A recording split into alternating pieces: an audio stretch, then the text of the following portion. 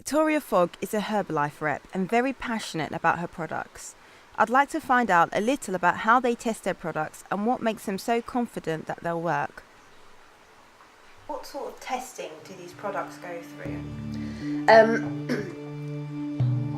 I physically don't know what testings they go through. I just know that our doctors test them all the time. We have a whole team of doctors and scientists that Herbalife have on their board of nutritions, and it's tested all the time to make sure that it's safe for people, that it's what we want out of for the company and things.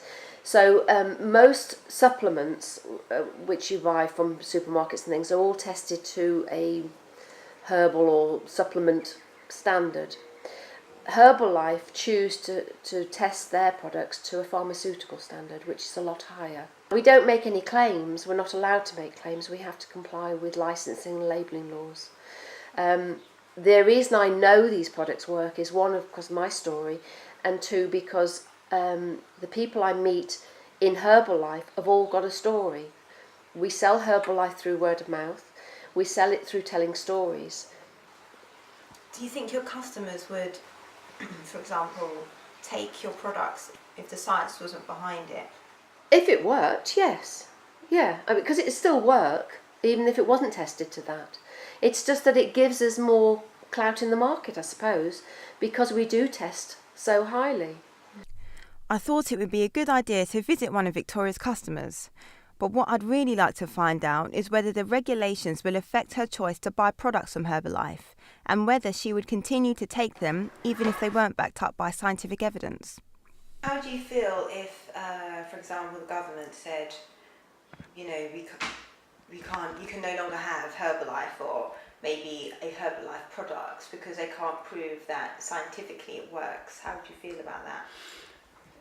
I would be very disappointed, and I know that there's a lot of people taking Herbalife, and I think we would have to all gather together and do something.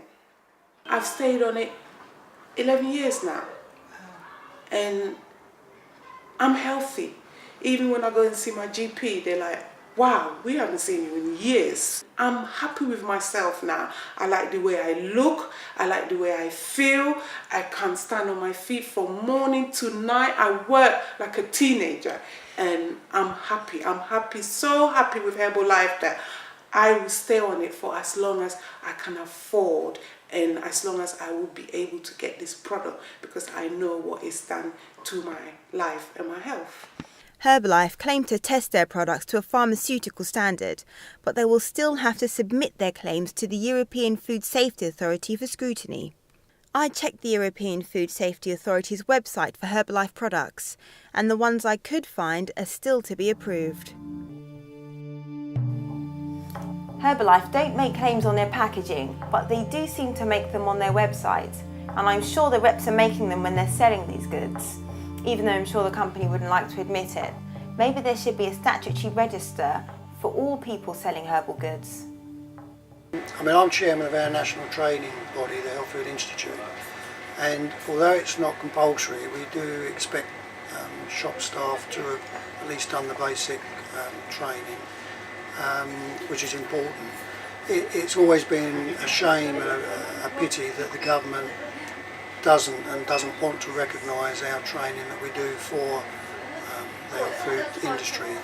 I think the government, and I suppose you can't blame them, but the government looks on the pharmacy as being the trained body to provide health advice and health products outside of a doctor's surgery.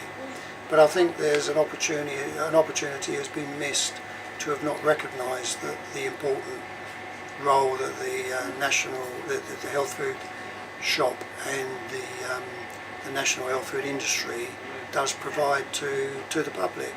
I often make the joke about us that we're the terriers at the ankles of the regulators and of the big pharmaceutical companies. We're kind of the thorn in the side. We're a small industry and a small business, but I think if we gently disappeared, I think the authorities and major drug companies would be happier. It's likely that the alternative medicines industry are providing relief to a tired and overworked NHS system. Maybe the government should go to greater lengths to put a statutory register into motion. However, one thing is for certain, the herbalists won't accept these regulations without a fight.